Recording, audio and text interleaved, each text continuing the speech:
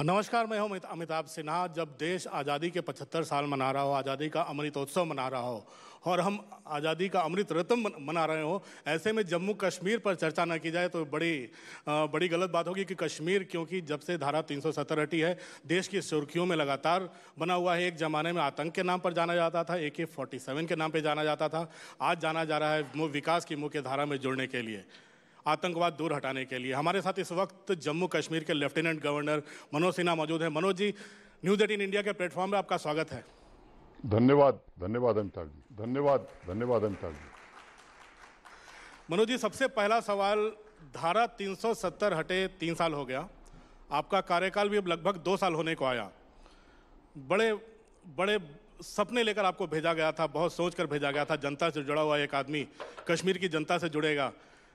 किस हद तक आपको लगता है आपका सपना पूरा हुआ है कश्मीर की जनता से जुड़ने का और वहां की मुश्किलें दूर करने का? ये सच है कि देश की संसद ने 5 अगस्त 2019 को एक नई व्यवस्था जम्मू कश्मीर के लिए बनाई और उसका परिणाम और लाभ जम्मू कश्मीर के सामान्य आदमी को मिल रहा है। मैं कह सकता हूं कि इन 3 वर्षों में झेलम में काफी पानी बह चुका है और ऐसे लोग जो दलित थे, आदिवासी थे या यहाँ की हमारी बहनें थीं, वेस्ट पाकिस्तान के रिफ्यूजी थे, पुंछ से आए हुए भाई थे, ऐसे अनेक लोग जो शासन के केंद्र बिंदु में नहीं थे, ये सभी अब प्रशासन और शासन की मुख्य धारा में शामिल हुए हैं। विकास का एक नया दौर जम्मू कश्मीर में प्रारंभ हुआ है। मैं अपनी बात कहूं, मुझे लगता है कुछ आंकड़े अमिताभ जी मैं आपके सामने जी। और आपके माध्यम से देश के सामने रखना चाहता हूं और इसलिए मैं इस कागज का इस्तेमाल करूंगा। मुझे लगता है कि तस्वीर ज्यादा स्पष्ट हो जाएगी। थोड़ा धैर्य से मैं कहूंगा कि 2 मिनट हमको समय दीजिए। बिल्कुल बिल्कुल। देखिए, नेशनल फैमिली हेल्थ सर्वे के मुताबिक नवजात शिशु मृत्यु दर का नेशनल एवरेज 24.9 है और जम्मू कश्मीर में सिंगल डिजिट है 9.8। ये 3 सालों का बदलाव है। अगर मैं शिशु मृत्यु दर की बात करूं तो जम्मू कश्मीर में 16.3 है, नेशनल एवरेज 35.2 है। ये 3 सालों का बदलाव है। अंडर 5 मार्टेलिटी रेट की मैं बात करूं तो जम्मू कश्मीर में 18.5 है, राष्ट्रीय स्तर पर 41.9 है। अगर सेक्स रेशियो एट बर्थ की मैं बात करूं तो जम्मू कश्मीर में 976 है, नेशनल एवरेज 929 है। इंस्टीट्यूशनल बर्थ की मैं बात करूं तो नेशनल एवरेज 88.6 है, जम्मू कश्मीर में 93 है। फुल्ली इम्यूनाइज चिल्ड्रन की अगर मैं बात करूं तो हमारे जम्मू कश्मीर में अब यह आंकड़ा 96.5 है, नेशनल एवरेज 83.8 है।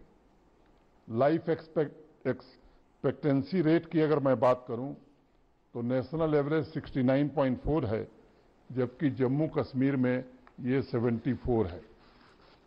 टीचर और स्टूडेंट रेशियो की अगर मैं बात करूं तो पूरे देश में 32 स्टूडेंट पर एक टीचर हैं, जम्मू कश्मीर में 14 स्टूडेंट पर एक टीचर है। फॉरेस्ट और ट्री कवर की मैं बात करूं तो जम्मू कश्मीर में ये मोर देन 54% है, नेशनल एवरेज हमारा 24.6%। पर कैपिटा एनर्जी कंजम्पशन की अगर मैं बात करूं तो नेशनल एवरेज 1208 है और जम्मू कश्मीर में 1384 यूनिट है। और ये जो 1384 यूनिट है, ये पिछले 2 सालों में 200 यूनिट बढ़ी है। मैं समझता हूं कि इससे आप समझ सकते हैं कि 3 साल धारा 370 हटने के बाद या पिछले 2 साल में क्या बड़े बदलाव हुए। मैं थोड़ा दूसरी तरफ ध्यान आपका ले चलना चाहता हूं। 18-19 में 67,000 करोड़ रुपए खर्च करके यूटी कैपेक्स में 9,229 प्रोजेक्ट यहां पूरे हुए थे। अगले वित्तीय वर्ष में 4,000 करोड़ हमने कम खर्च किया और प्रोजेक्ट पूरे किए 21,300 से ज्यादा। और आपको बताते हुए मुझे प्रसन्नता है कि इस साल 50,700 से ज्यादा प्रोजेक्ट हमने पूरे किए। पहले सड़क बनती थी 6 किलोमीटर प्रतिदिन, अब जम्मू कश्मीर में सड़क बनती है 20 किलोमीटर प्रतिदिन। पहले प्रधानमंत्री ग्राम सड़क योजना में जम्मू कश्मीर नीचे से तीसरे स्थान पर होता था, अब देश के शीर्ष राज्यों में ऊपर से तीसरे और चौथे स्थान पर है। अब ई गवर्नेंस में पूरे यूटीज में जम्मू कश्मीर नंबर 1 हो गया है। जबकि मुझे याद है जब मैं 2 साल पहले आया था तो मेरी आंखों के सामने 28 अक्टूबर को 212 ट्रकों में फाइल लद करके श्रीनगर से जम्मू रवाना हुई थी। तो हमारी यात्रा वहां से शुरू हुई। 290 सर्विसेज हमने ऑनलाइन कर दी हैं और 6 लाख लोगों से फीडबैक लिया है। 75% लोग कह रहे हैं कि साहब सर्विसेज आपकी सेटिस्फैक्टरी है। तो ये बड़ा बदलाव हुआ है। और मैं दूसरी बात कहना चाहता हूं कि मैं आभारी हूं भारत के सम्माननीय प्रधानमंत्री जी का, जिनके कारण जम्मू देश का एक अकेला शहर बन गया है जहां एम्स भी है, IIT भी है, IIM भी है, सेंट्रल यूनिवर्सिटी भी है। एक छोटे से 1 करोड़ 30 लाख आबादी के यूटी में 2 एम्स आदरणीय नरेंद्र मोदी जी के कारण बन रहे हैं। 7 नए मेडिकल कॉलेज ये भारत सरकार और आदरणीय प्रधानमंत्री जी के कारण बन रहे हैं।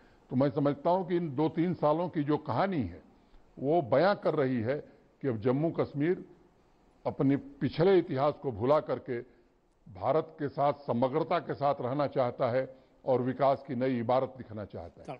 अब यहाँ का युवा स्टार्टअप की ओर देख रहा है, AK-47 की तरफ नहीं देख रहा है। मनोज जी, और अभी स्टार्टअप कैटेगरी में परफॉर्मर की दृष्टि से अब JNK की पहचान हुई है। अनेक ऐसे क्षेत्र हैं जिसमें हमारा परफॉर्मेंस बहुत सुधरा है।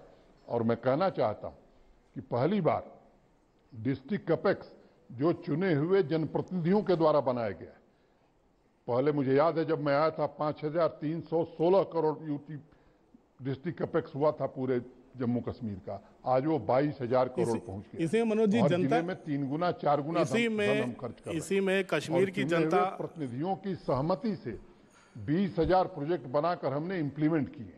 तो मेरे पास कहने के लिए अगर 2-3 घंटे का आप समय दें तो मैं ऐसे 1000 बातें बता सकता हूं जो पिछले 3 वर्षों में जम्मू कश्मीर में लागू किया गया। मनोज जी, इन उपलब्धियों के लिए बहुत बहुत बधाई हो। कश्मीर आगे बढ़े, मुख्य धारा से जुड़े, पूरा देश चाहता है।